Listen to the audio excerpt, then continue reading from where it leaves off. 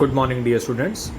हम लोग cash book chapter start कर चुके हैं और प्रीवियस वीडियो में हमने single column cash book discuss किया था।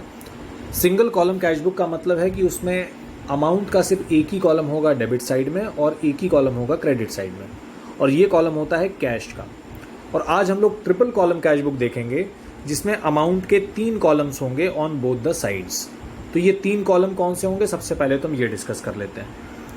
तो फॉर्मेट बिल्कुल सेम रहेगा, सिर्फ अमाउंट के कॉलम्स आप 3 बना लेंगे। तो डेट, पर्टिकुलर, एलएफ और अमाउंट 4 कॉलम होते हैं।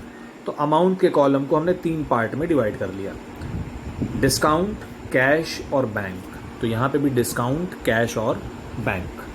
तो कैश और बैंक कॉलम तो सेम है दोनों तरफ, लेकिन डिस्काउंट कॉलम सेम नहीं है। यहाँ पे डिस्काउंट अलाउड है और यहाँ पे डिस्काउंट रिसीव्ड है। तो कैश कैश सेम हो जाएगा, बैंक और बैंक सेम हो जाएगा। तो अगर बैलेंसिंग करेंगे आप आगे चल के, जब पूरा क्वेश्चन कंप्लीट हो जाएगा, तो कैश कॉलम की बैलेंसिंग भी की जाएगी और बैंक की बैलेंसिंग भी की जाएगी, लेकिन डिस्काउंट कॉलम की बैलेंसिंग नहीं की जाएगी। तो आपसे क्वेश्चन भी पूछा जा सकता है कि why is discount column not balanced in a triple column cash book. तो हमारा आंसर ये है कि the columns of discount are not the same, they are different columns. On the debit side it is discount allowed and on the credit side it is discount received. So same columns can be balanced, not 2 different columns. तो cash को हम bank के साथ नहीं balance कर सकते। ठीक उसी तरह से डिस्काउंट अलाउड को हम डिस्काउंट रिसीव्ड के साथ बैलेंस नहीं कर सकते, तो इनका सिर्फ टोटल किया जाता है। तो जो भी अमाउंट यहाँ लिखे होंगे उसका सिर्फ आप टोटल करेंगे। यहाँ पे भी देखिए 125 आया है, तो 125 का सिर्फ यहाँ पे टोटल लिखा गया है, पर कैश और बैंक को हमने बैलेंस किया है। तो अब क्वेश्चन देखते हैं कैसे किया जाएगा। सबसे पहले ट्रांजैक्शन नंबर 1 जो है 2020, तो दोनों तरफ पहले आप 2020 लिख देंगे डेट कॉलम में। ये भी 2020, ये भी 2020। 1 मार्च को हमारे पास कैश का बैलेंस है 15,000 रुपये। तो सबसे पहले ओपनिंग बैलेंस हो गया हमारा। तो ओपनिंग बैलेंस कैश का हमेशा पॉजिटिव होता है, ये मैंने प्रीवियस टर्न पे भी बताया था, लेकिन बैंक का बैलेंस नेगेटिव भी हो सकता है। तो अभी कैश का बैलेंस है 15,000 रुपये, तो इसको आपने लिख दिया to balance brought down cash में 15,000। अगर बैंक का दिया होता तो बैंक में भी हम लिख सकते थे, तो यहाँ पे 15,000 लिखते, और फॉर एग्जांपल बैंक का 20,000 है तो यहाँ पे आप 20,000 लिख देते। अलग अलग लिखने की कोई रिक्वायरमेंट नहीं है, एक ही साथ हम लिख सकते हैं अब। और अगर बैंक का नेगेटिव बैलेंस होता तो डेबिट में लिखने की जगह आप क्रेडिट में लिख देते। 2020 के नीचे आप मार्च 1 लिखते हैं यहाँ पे और लिख देते by balance brought down, by balance brought down, और बैंक में आप लिख देते हैं जो भी बैलेंस दिया होता। तो बैंक का बैलेंस पॉजिटिव भी हो सकता है, नेगेटिव भी हो सकता है, तो जैसा भी दिया रहेगा वैसा हम लोग लिखेंगे। तो अभी हमको सिर्फ कैश का दिया हुआ था तो हमने कैश का लिख दिया। अब आगे देखते हैं क्या दिया हुआ है, परचेज्ड गुड्स फॉर कैश। तो अब अगर कैश का ट्रांजैक्शन होगा तो आप कैश कॉलम में लिखिएगा, बैंक का होगा तो बैंक में लिखिएगा। तो अभी हम गुड्स परचेज कर रहे हैं। तो प्रीवियस टर्न पे ही हमने डिस्कस कर लिया है कि कैश बुक का जो डेबिट साइड है वो रिसीप्ट साइड है और जो क्रेडिट साइड है वो पेमेंट साइड है। तो अगर आप गुड्स परचेज करोगे तो ऑब्वियस है कि पेमेंट ही करोगे, तो क्रेडिट में लिखोगे। तो एंट्री क्या हो जाती है इसकी, purchase account debit to cash account. तो cash account is credit in the entry, तो cash account is credit, so come to the credit and right the debit. तो come to the credit and right the debit. तो हमने लिखा by purchases, और amount कहाँ लिखा, cash column में 6,000 रुपये। कैश में पेमेंट हुआ है तो आप कैश में लिखेंगे, अगर चेक से पेमेंट किया होता तो हम बैंक में लिख देते। तो एक ही बुक में आप कैश और बैंक दोनों की एंट्रीज को लिख सकते हैं। नेक्स्ट पॉइंट देख लेते हैं, डिपॉजिटेड इन बैंक 5,000। तो बैंक में पैसा डिपॉजिट हुआ तो एंट्री हो गई bank account debit to cash account. Bank increase हो गया, कैश डिक्रीज हो गया, तो इसकी एंट्री अब हमको दोनों तरफ करनी पड़ेगी, क्योंकि इस समय हमारे पास कैश कॉलम भी है और बैंक कॉलम भी है। तो बैंक कॉलम में इंक्रीज हो रहा है और कैश कॉलम में डिक्रीज हो रहा है। तो हमने देख लिया है पहले ही कि कैश बुक में 2 साइड होते हैं, डेबिट साइड रिसिप्ट का होता है, मीन्स इंक्रीज का होता है, और क्रेडिट साइड पेमेंट का होता है, मीन्स डिक्रीज का होता है। तो कैश कॉलम डिक्रीज हुआ है तो क्रेडिट में लिखेंगे, और बैंक कॉलम इंक्रीज हुआ है तो डेबिट में लिखेंगे।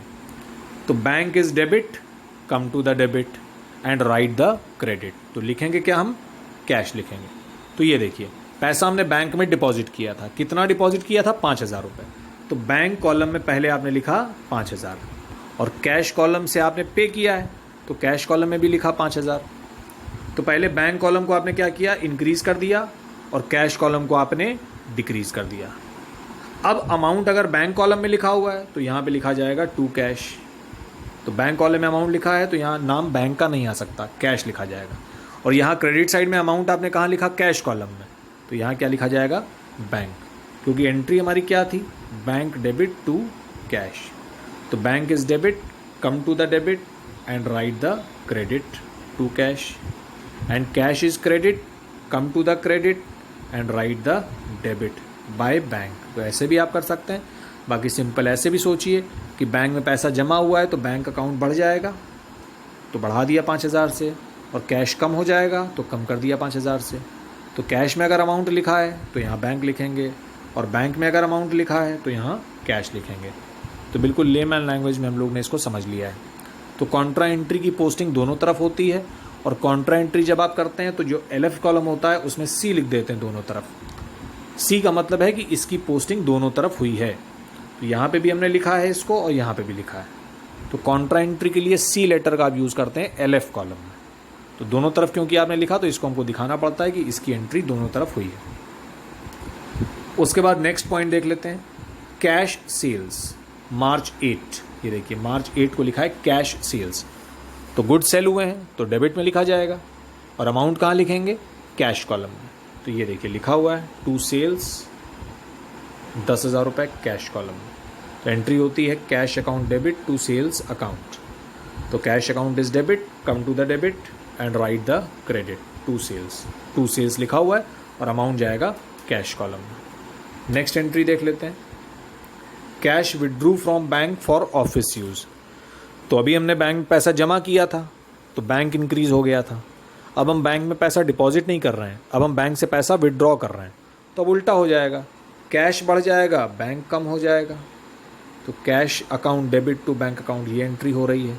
तो कैश बढ़ रहा है, बैंक कम हो रहा है। तो ये देखिए डेबिट साइड हमारी इंक्रीज़ वाली है, क्रेडिट साइड डिक्रीज़ वाली है। तो कैश बढ़ रहा है, कितना बढ़ रहा है? 2,000 रुपये, और बैंक हमारा कम हो रहा है कितना? 2,000 रुपये। तो अगर अमाउंट आपने बैंक में लिखा यहाँ पे तो यहाँ कैश लिख देंगे पर्टिकुलर में, और यहाँ डेबिट साइड में आपने अमाउंट कहाँ लिखा है? कैश कॉलम में। तो यहाँ क्या लिख देंगे? बैंक लिख देंगे, और LF कॉलम में C लिख देंगे to denote it is a contra transaction. तो ये हो गई कॉन्ट्रा एंट्री। नेक्स्ट देख लेते हैं, received cash from Damini 3,000, allowed discount 100। 3,000 रुपये कैश में मिला है आपको तो डेबिट में लिखिए। ये देखिए टू दामिनी 3,000 रुपये कैश में मिला और 100 रुपये का हमने उसको डिस्काउंट दे दिया। तो कैश जब आप रिसीव करोगे तभी आप डिस्काउंट दोगे। तो डिस्काउंट अलाउड वैसे भी डेबिट होता है, हमने पहले भी डिस्कस किया है कि डिस्काउंट अलाउड एक एक्सपेंस होता है तो डेबिट होता है, और डिस्काउंट रिसीव्ड एक इनकम होती है तो क्रेडिट होती है। तो कैश आपने रिसीव किया 3,000 और 100 रुपये का आपने डिस्काउंट दे दिया, तो उसको डिस्काउंट कॉलम में लिख दीजिए। Next, received cheque from Dolly 2,000 and deposited in the bank on the same day, allowed discount 75। तो अगर सेम डे आपने बैंक में जमा किया है तो बैंक कॉलम में आप लिख सकते हैं। तो ये देखिए लिखा हुआ है टू डॉली, बैंक कॉलम में गया है 2,000 रुपये और 75 का हमने डिस्काउंट दे दिया। अगर हमने सेम डे डिपॉजिट ना किया होता तो हम कैश कॉलम में लिखते। हम लोग इसको जर्नल में ऑलरेडी डिस्कस कर चुके हैं कि अगर सेम डे डिपॉजिट नहीं होता है तो कैश अकाउंट को हम डेबिट कर देते हैं। तो एंट्री हो जाती cash account debit to Dolly. लेकिन अभी हमने डिपॉजिट कर दिया है तुरंत, तो एंट्री हो जाएगी bank account debit discount allowed account debit to Dolly. तो इस तरह से ये एंट्री हो गई। उसके बाद 18 मार्च का ट्रांजैक्शन है, received a post dated cheque from Deepak 5,000। Post dated का मतलब हो गया कि इस चेक को आप तुरंत डिपॉजिट नहीं कर सकते क्योंकि ये लेटर डेट का है। ट्रांजैक्शन 18 तारीख को हो रहा है लेकिन चेक पे डेट क्या पड़ी हुई है? 23 मार्च। तो 23 मार्च तक आप इस चेक को बैंक में डिपॉजिट नहीं कर पाएंगे। तो चेक आपको मिला ज़रूर है पर ये बैंक में नहीं गया, तो इसकी एंट्री हो जाएगी कैश अकाउंट डेबिट टू दीपक। तो इसको आप कैश कॉलम में लिखोगे, बैंक कॉलम में नहीं लिखोगे। तो ये देखिए यहाँ पे लिखा है टू दीपक लेकिन अमाउंट लिखा है कैश कॉलम में। बैंक कॉलम में नहीं लिखा हुआ है। जब 23rd आएगी तब हम इसको जमा कर सकते हैं, अभी आप डिपॉजिट नहीं कर पाएंगे इसको, क्योंकि चेक पे डेट पड़ी हुई है 23rd। उसके बाद देखिए नेक्स्ट लिखा हुआ है मार्च 23rd, check received from Deepak deposited into bank. अब आप बैंक में डिपॉजिट कर रहे हैं तो अब एंट्री हो जाएगी बैंक डेबिट टू कैश। तो ये कॉन्ट्रा एंट्री हो गई। बैंक कॉलम को आपने देखिए बढ़ा दिया 5000 से और कैश कॉलम को आपने कम कर दिया 5000 से 23rd को। तो बैंक कॉलम में चेक चला गया आपका, इंक्रीज़ हो गया, और कैश कॉलम से डिक्रीज़ हो गया। तो अगर अमाउंट बैंक में लिखा हुआ है तो यहाँ कैश लिखा जाएगा, और अमाउंट अगर कैश में लिखा हुआ है तो यहाँ बैंक लिखा जाएगा। तो ये तो कॉन्ट्रा एंट्री है, इसकी पोस्टिंग तो अभी हमने देखी कैसे की जाती। तो कॉन्ट्रा एंट्री दोनों तरफ लिखी जाएगी, बस कभी बैंक अकाउंट इंक्रीज़ होता है तो कभी कैश अकाउंट इंक्रीज़ होता है।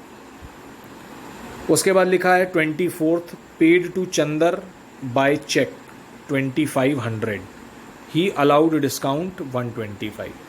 तो हमने पे किया है 2500 और हमको डिस्काउंट रिसीव होगा, इसका मतलब ही allowed discount, that means we are receiving discount. तो पेमेंट हो रहा है चेक से, तो आप बैंक कॉलम में लिखेंगे बाय चंदर 2500 रुपये का पेमेंट हो गया, 125 आपको डिस्काउंट रिसीव हो गया। उसके बाद withdrew from bank for personal use, तो इसकी एंट्री होती है drawings account debit to bank. तो बैंक से पैसा निकाल रहे हैं आप पर्सनल यूज़ के लिए, तो क्रेडिट साइड में ही एंट्री होगी, क्योंकि क्रेडिट साइड पेमेंट वाला साइड है, लेकिन लिखेंगे क्या डेबिट, तो इसका मतलब बाय ड्राइंग्स। तो bank account is credit, come to the credit and right the debit. तो बाय ड्राइंग्स और 1500 रुपये आप बैंक कॉलम में लिख देंगे, क्योंकि आपने बैंक से पैसा निकाला है। तो डेबिट साइड जो होता है, फिर से एक बार रिमाइंड करा दे रहा हूँ सभी को, डेबिट साइड रिसिप्ट साइड होती है और क्रेडिट साइड पेमेंट साइड होती है।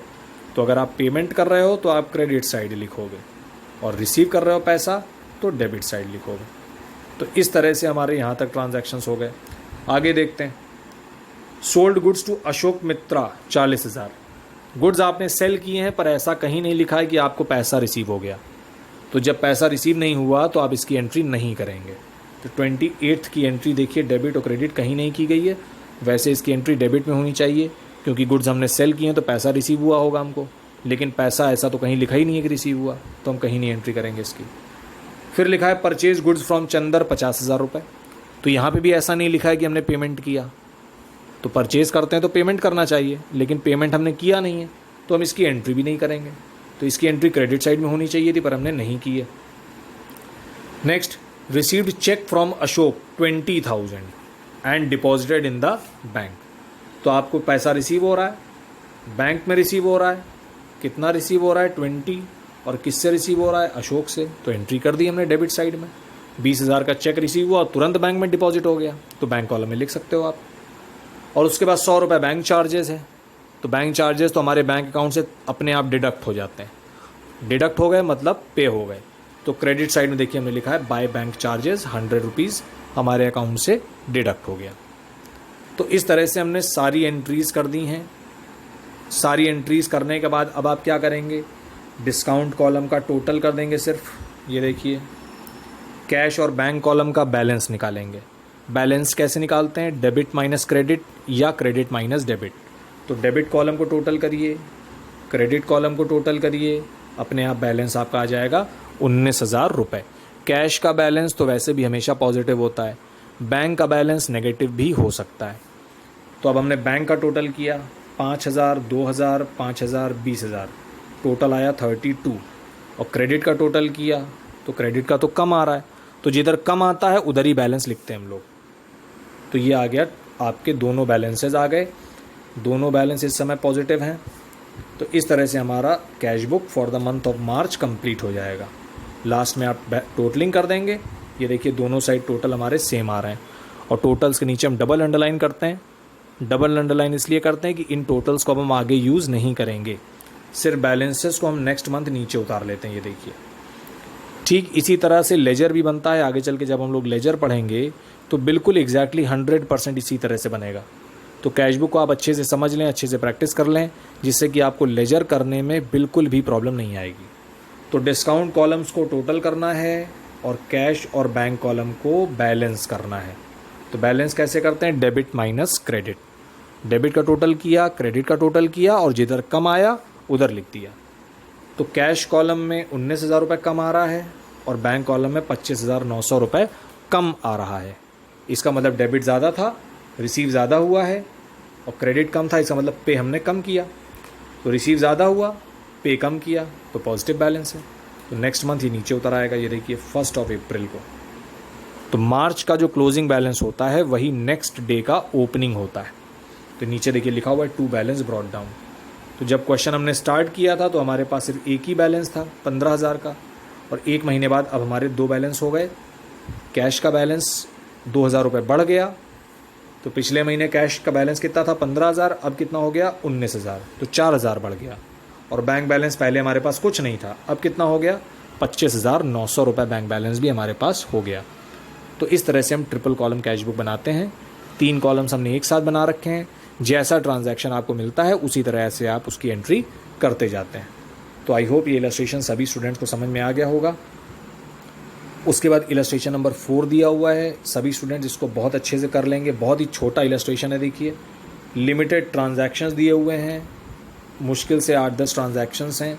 इसको सभी स्टूडेंट्स अच्छे से कर लें। और उसके बाद इलस्ट्रेशन नंबर 5 आप लोग बहुत अच्छे से प्रैक्टिस करेंगे। प्रीवियस इलस्ट्रेशन को आप छोड़ भी सकते हैं, लेकिन इलस्ट्रेशन नंबर 5 को सभी स्टूडेंट्स बहुत अच्छे से प्रैक्टिस करेंगे। इसमें आपको काफ़ी सारे से ट्रांजैक्शंस मिल जाएंगे।